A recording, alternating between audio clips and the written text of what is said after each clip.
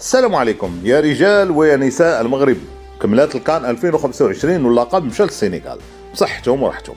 هذه غير كره ومكتاب هذا، ولكن اللي ماشي مكتاب وماشي مقبول هو ديك الحرب الممنهجه اللي عشناها وسط بلادنا. المغرب وجد احسن بنيه تحتيه، احسن ملاعب عالميه ولوجيستيك كيهرب على اوروبا، ولكن الرد ديال شي وحدين كان هو الغدر ومحاوله افشال العرس الافريقي باي ثمن.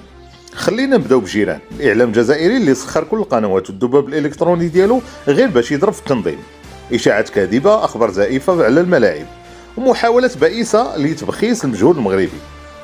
علاش؟ حيت العقده ديالهم هي يشوفوا المغرب ناجح. هذه ما بقاتش كره، ولات تصفيه حسابات سياسيه ضيقه على حساب الرياضه.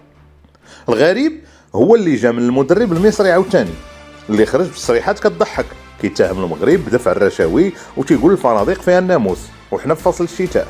ما المهم، واش هادو جايين يلعبوا كره ولا جايين يديروا علينا السينما؟ اتهامات باطله والهدف منها غير تبرير الفشل التقني وابتزاز الكاف. وحتى المدرب السنغالي اليو سيسي اللي كان قاسي بزاف انتقادات ديالته للتنظيم رغم ان البلاد ديالته فازت باللقب فوق الارض ديالنا وكل روح رياضيه من طرفنا، مع انه هو اصلا اللي طلب كاع الشروط ديالته وتلبات ليه، ولكن من بعد قلب وجهه. هادشي كيبين ان النجاح المغربي كيألمهم وكيضرهم بزاف. دابا الكاف غادا دير تحقيقات والناخب الوطني وليد الركراكي كيفكر في الاستقاله. هادشي كيدق ناقوس الخطر.